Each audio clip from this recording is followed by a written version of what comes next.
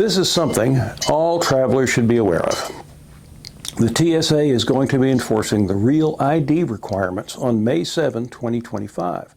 This means that your driver's license must be Real ID compliant, or you must use your passport to travel by air within the U.S. If there is a yellow star in your driver's license, you are Real ID compliant.